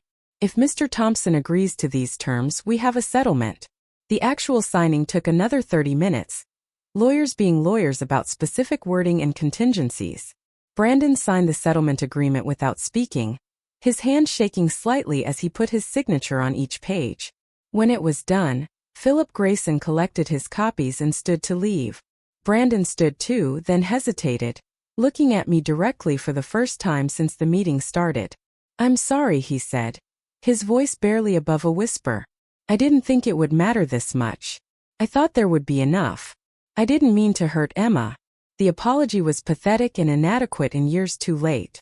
I stared at him, this man I'd grown up with, who taught me to ride a bike and defended me from bullies in elementary school, and somewhere along the way had turned into someone who could steal from a dying child. "You didn't think it would matter," I said, my voice cold and level. "You didn't think stealing from your niece with cancer would matter. You didn't think the money donated to save her life was important enough to leave alone. The problem isn't that you didn't mean to hurt Emma, Brandon. The problem is that you didn't think about her at all. She was invisible to you. Just like I've always been invisible to you, to Mom, to everyone. We were just resources to be used when convenient." Brandon flinched like I'd struck him. "That's not true," he started, but I cut him off. "Yes, it is. And you proved it every time you transferred money for a car payment or a vacation while Emma was in the ICU fighting for her life. You proved it every time you posted photos of luxury purchases while I was sleeping in a hospital chair wondering if my daughter would survive the night. You proved it by only apologizing now, when you've been caught and exposed and forced to pay consequences. Don't insult me by pretending you actually care." Philip Grayson put a hand on Brandon's arm, steering him toward the door. "We have an agreement," he said firmly. "Let's leave it at that." They left without another word, the door closing behind them with a soft click that felt like punctuation on the end of a relationship. Michael exhaled slowly beside me, tension draining from his shoulders. Victoria started organizing her copies of the agreement, her expression satisfied. $30,000 in 2 weeks, she said. "I'll monitor the account personally to ensure payment arrives as scheduled. If he misses a single installment after that, we file immediately. You won this, Mrs. Thompson. Not just the settlement but the principle. You refused to be silent about abuse just because it came from family. That matters." We left Victoria's office into afternoon sunshine that felt wrong somehow, too bright for how exhausted and raw I felt. Michael wrapped his arm around my shoulders as we walked to the car. "You okay?" he asked. I didn't know how to answer. I just won $73,000 for Emma's medical care. I'd forced Brandon to admit wrongdoing in writing. I'd proven that I wasn't crazy or vindictive or any of the things my family had called me. But I'd also lost my mother, my brother, most of my extended family. I'd had to expose my daughter's suffering to the world to get justice. Nothing about this felt like winning. Emma was having a good day when we got back to the hospital. Her counts were stable enough that Dr. Park was approving a home visit for Thanksgiving, just 3 days away. The holiday I'd been banned from, the dinner I'd been excluded from, suddenly we'd be spending it at our own apartment with just the 3 of us and maybe a few friends who'd stuck by us. Emma was excited about sleeping in her own bed, seeing our cat, eating food that didn't come from a hospital kitchen.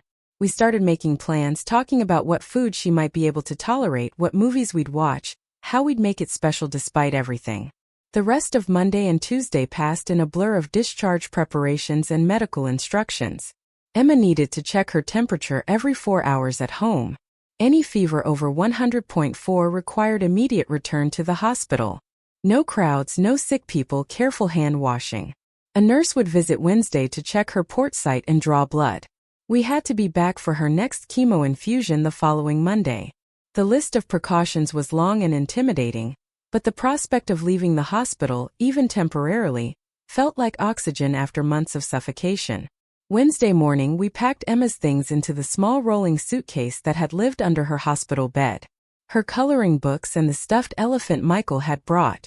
The unicorn beanie and the fuzzy blanket from home that smelled wrong after months of hospital laundry. The cards and drawings from friends and strangers that covered her walls.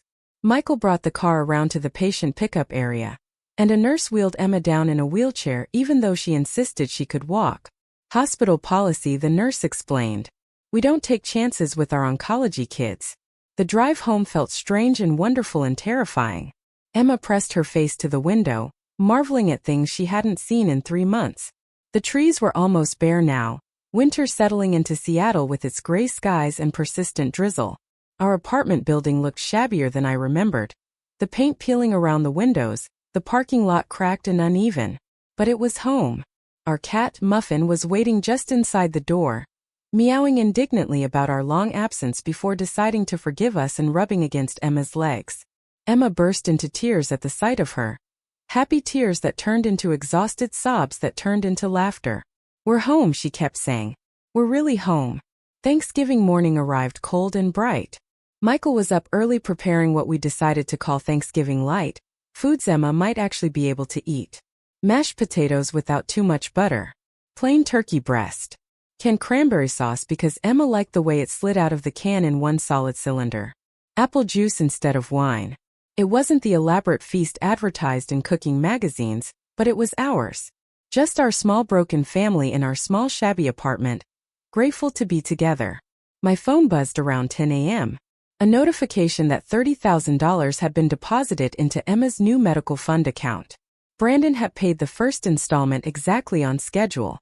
I showed Michael the notification, and we stood in our tiny kitchen holding each other, crying with relief and exhaustion and the bone-deep weariness that comes from fighting a battle you should never have had to fight.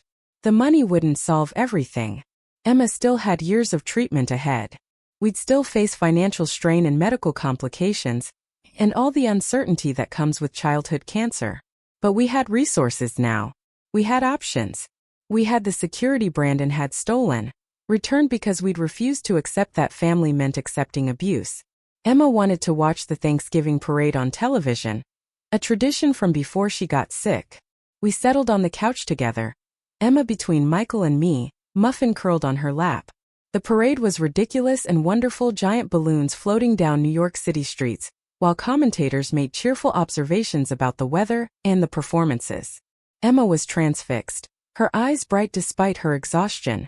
During a commercial break, she looked up at me with a question I'd been dreading. Are we going to see Grandma and Uncle Brandon anymore? I chose my words carefully, aware that how I handled this would shape how she understood family and loyalty and forgiveness for the rest of her life. Not right now, baby, I said. They made some choices that hurt us, and until they can understand why that was wrong, we need to keep some distance. But that doesn't mean we don't have family. We have Daddy and me, and we have friends who love you, and we have all the people who helped us when things were hard. Family isn't just about who you're related to. It's about who shows up when things are difficult.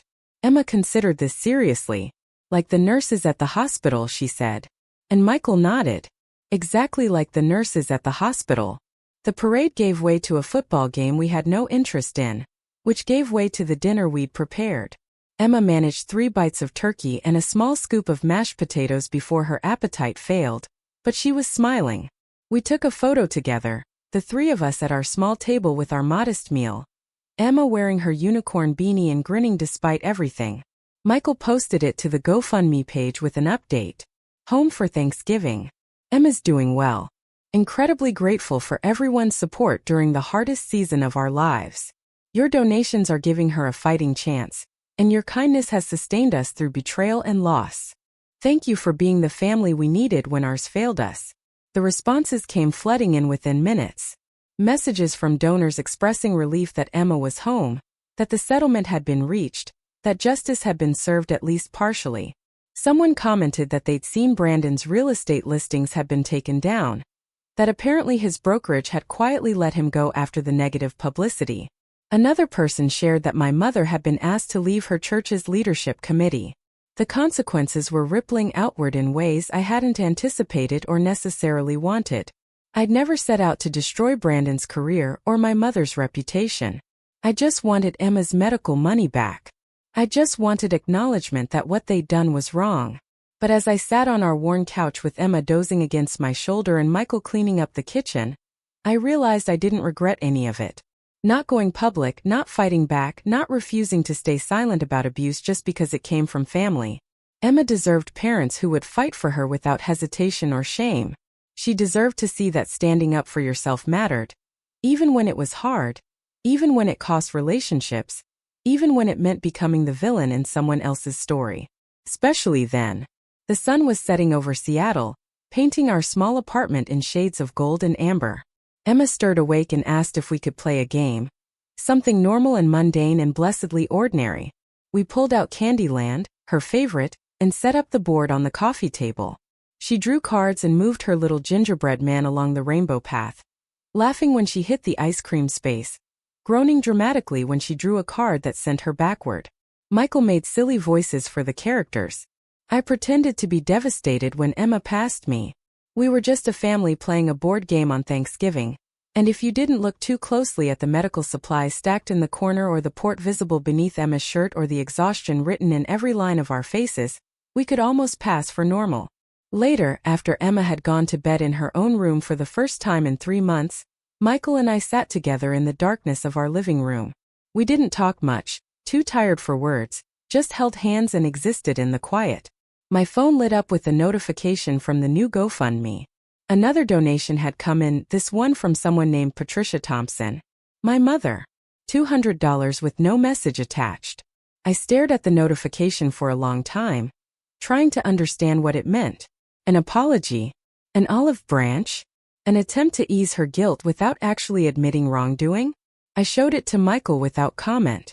He was quiet for a moment before speaking. What are you going to do with it? He asked. I thought about all the things I could do. Return it with a note about not wanting her money. Accept it silently and let the question hang unanswered. Acknowledge it and open a door to potential reconciliation. Or simply let it be what it was.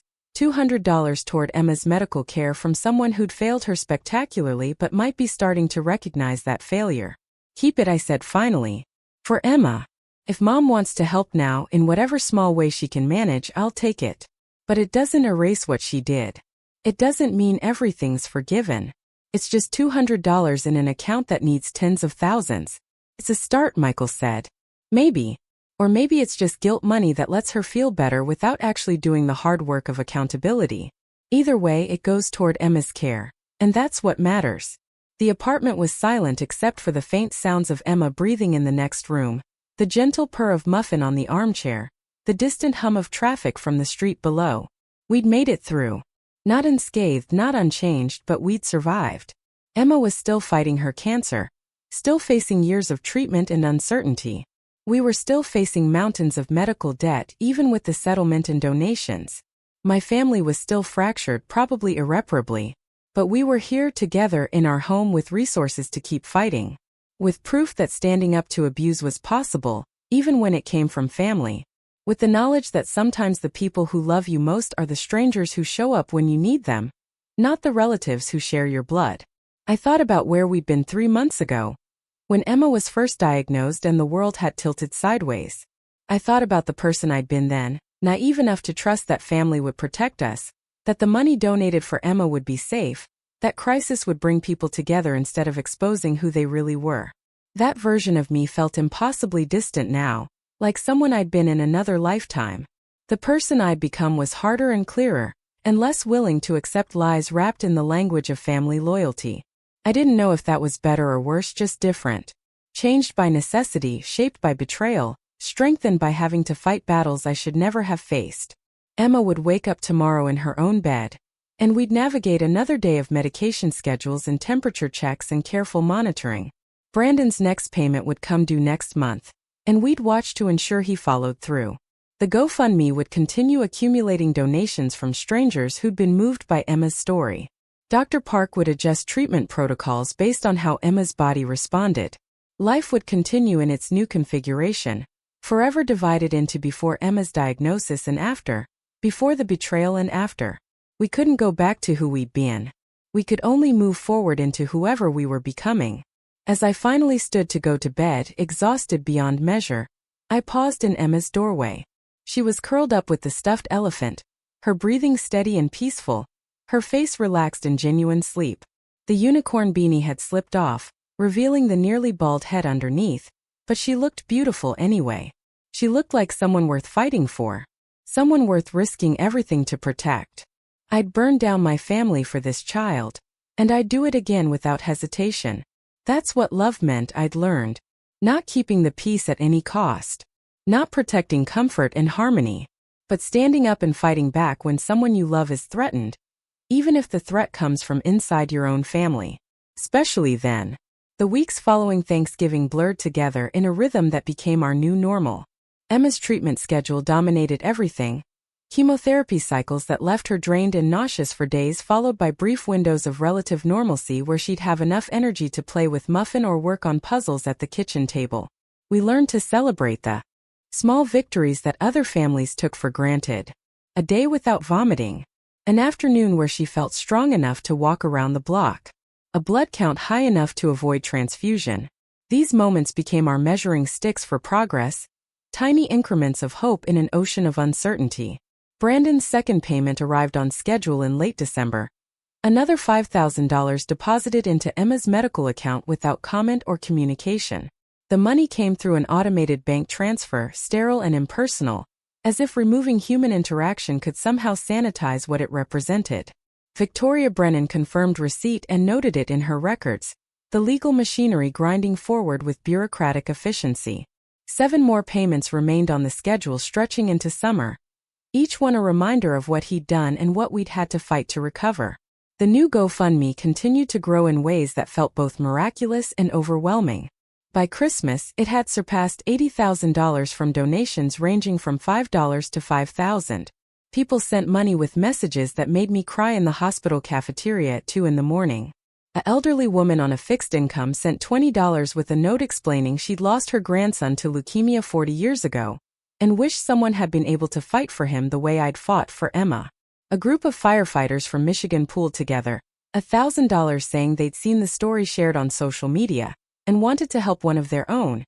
Even though we had no connection to firefighting beyond Michael occasionally helping his uncle who'd been in the profession. The media attention gradually faded as new stories took over the news cycle, but the impact lingered in unexpected ways. I received messages from people across the country sharing their own experiences with family financial abuse during medical crises. A woman in Texas whose mother-in-law had stolen from her husband's cancer fund. A man in Florida whose brother had emptied their father's account while he was in hospice. The stories were heartbreaking in their similarity. A pattern of exploitation that happened in shadows because people were too ashamed or exhausted to fight back. Several people said that seeing Emma's story had given them courage to speak up about their own situations, to stop protecting family members who'd victimized them. My mother's $200 donation remained the only contact I'd had with her since Thanksgiving. She didn't call or text. She didn't attempt to see Emma. The silence was its own kind of statement, a choice she was making to prioritize her own comfort over a relationship with her dying granddaughter. Some days I felt angry about it, furious that she could be so stubborn and self-protective that she'd rather lose us than admit she'd been wrong. Other days I just felt sad, mourning the mother I'd thought I had, the grandmother Emma deserved, the family support we'd never actually possessed. Ashley reached out regularly, checking on Emma and offering what support she could from a distance. She'd apparently had a massive falling out with my mother after defending me at a family gathering, resulting in her own exclusion from the inner circle. "Welcome to the club," she'd texted Riley. "Turns out standing up for what's right makes you the bad guy in this family." We started having weekly phone calls, comparing notes on our childhoods, recognizing patterns we'd both been too close to see clearly before. The way my mother had always protected Brandon from consequences. The way disagreement was treated as betrayal. The way maintaining the facade of family harmony mattered more than actual relationships or truth. January brought a setback that sent us spiraling back into crisis mode. Emma developed pneumonia, her compromised immune system unable to fight off what would have been a minor illness for a healthy child. We spent 2 weeks back in the hospital, back in the familiar room that had become more home than our apartment, watching machines breathe for my daughter while antibiotics dripped into her port. The fear during those weeks was different than the initial diagnosis fear. Sharper somehow because we'd already lost so much ground and couldn't afford to lose more. Michael took unpaid leave from work, something we couldn't afford but couldn't avoid. We needed to be together, both of us present for Emma in case the worst happened. She pulled through, her small body proving tougher than it looked, but the pneumonia pushed her treatment timeline back by 6 weeks. Dr. Park explained that they couldn't continue with chemotherapy until Emma's lungs fully recovered and her strength rebuilt. The delay was medically necessary, but terrifying from a cancer treatment perspective. Every week without chemo was a week the leukemia cells could potentially regroup and grow stronger. We'd gambled and won this time. But the stakes were getting higher with every complication. The hospital's social workers connected us with additional resources during that January admission. A charity that paid our rent for 2 months so Michael could take the unpaid leave. A meal delivery service specifically for families dealing with pediatric cancer. A support group for parents of children with leukemia where I met other mothers fighting similar battles. Women who understood the specific hell of watching your child suffer through treatment that was simultaneously saving and destroying them. These connections became lifelines. Proof that community could be built, even when family failed. February arrived with the kind of cold rain that made Seattle feel like the edge of the world. Emma was finally strong enough to resume treatment, though at a reduced intensity that would extend her overall protocol. We settled back into the exhausting routine of hospital stays and home recoveries, Michael back at work trying to make up for lost wages, me living between our apartment and the hospital depending on Emma's needs. The new GoFundMe money meant we could afford things that had seemed impossible before. A night nurse for the worst days when Emma needed round-the-clock monitoring. Organic foods that were easier on her damaged digestive system. Gas money to get to specialist appointments without choosing between transportation and groceries. Brandon's payments continued arriving on schedule through winter, each one reducing his remaining debt. He never reached out directly, never asked about Emma, never acknowledged her existence beyond the contractual obligation to repay what he'd stolen. The silence felt deliberate, a choice to treat the settlement as a business transaction rather than restitution to a niece he'd nearly killed through his greed. I wondered sometimes if he thought about her, if he felt guilt or shame, or if he'd managed to convince himself he'd been the victim in this situation. In March, something unexpected happened. Uncle Frank called me directly, his voice hesitant but determined. "I've been thinking about testifying," he said without preamble. "If you decide to pursue criminal charges against Brandon, I want to go on record about the pattern of behavior. About how your mother always protected him, how he's done things like this before and gotten away with it because family covered for him. I don't want to be part of that anymore. I don't want to be someone who stayed silent while a child suffered." The offer meant more than Frank probably realized. Having family corroboration, someone willing to speak truth even when it damaged family relationships, that carried weight both legally and personally. I told him I'd think about it, that Victoria Brennan and I were still deciding whether criminal charges made sense given that restitution was happening through the civil settlement. But knowing he was willing to stand up mattered. It meant I hadn't been crazy or vindictive for refusing to stay silent. It meant someone else in the family recognized that what had happened was wrong, unforgivably wrong, and deserved consequences. Emma turned 8 in April, a birthday I hadn't been certain she'd reach back in those dark early days of diagnosis.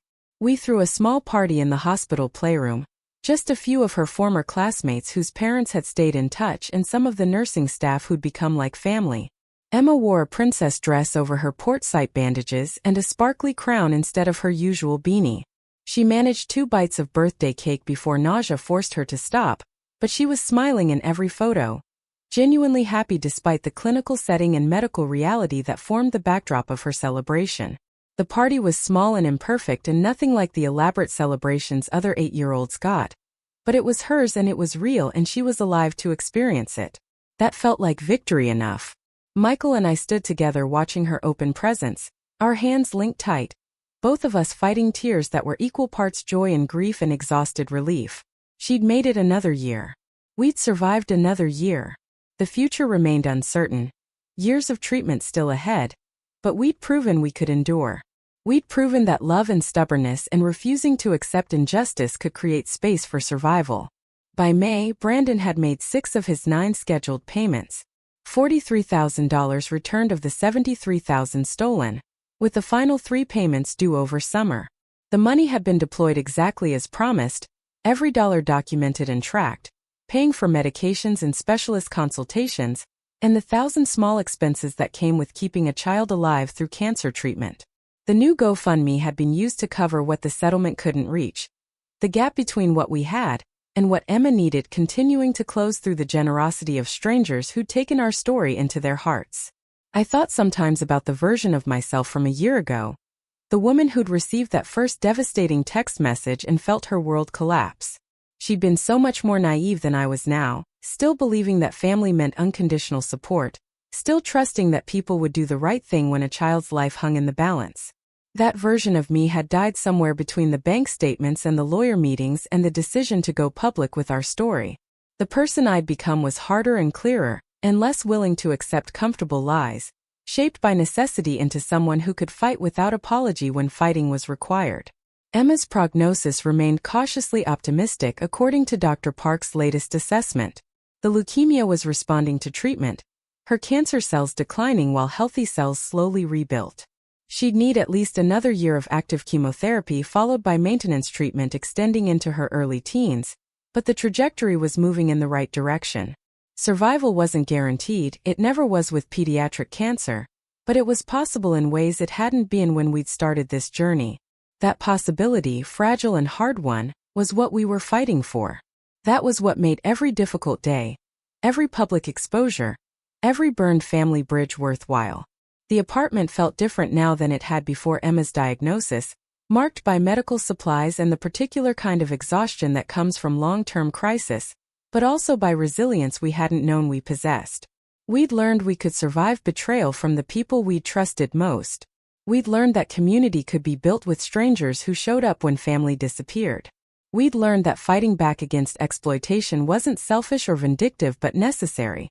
The only way to protect what mattered most. These lessons had cost everything, but they'd also given us something invaluable. The certainty that we could face whatever came next, together, without needing permission or approval from people who'd proven they didn't deserve either. As spring gave way to early summer, Emma had a string of good days where her energy returned enough to play outside briefly, to laugh without it triggering nausea, to imagine a future beyond hospital rooms and treatment protocols. We took her to the park near our apartment, watched her carefully navigate the playground equipment with Michael hovering close enough to catch her if she fell. She looked so small still, her body recovering slowly from the damage treatment required, but she was alive and laughing and present. That was everything. That was worth every battle we'd fought and every relationship we'd lost, and every moment of exposure and vulnerability that going public had required. The final payment from Brandon was due in August, the last installment of debt repayment that would close this chapter financially if not emotionally. After that, we'd be free of the settlement's legal entanglement, though the scars from his theft would remain indefinitely. But we'd survive those scars too, I was learning. We'd survived everything else. We'd keep surviving whatever came next, one day at a time, one treatment at a time, one small victory at a time, until Emma was old enough to understand fully what had happened and why we'd fought the way we had. And when that day came, she'd know with certainty that her parents had chosen her over everything else, had burned down family structures to protect her, had refused to stay silent about abuse even when silence would have been easier. That knowledge would be our gift to her. Proof that love meant fighting without apology when someone you loved was threatened, no matter who the threat came from, or what it cost to stand against it. Up next, you've got 2 more standout stories right on your screen. If this one hit the mark, you won't want to pass these up. Just click and check them out.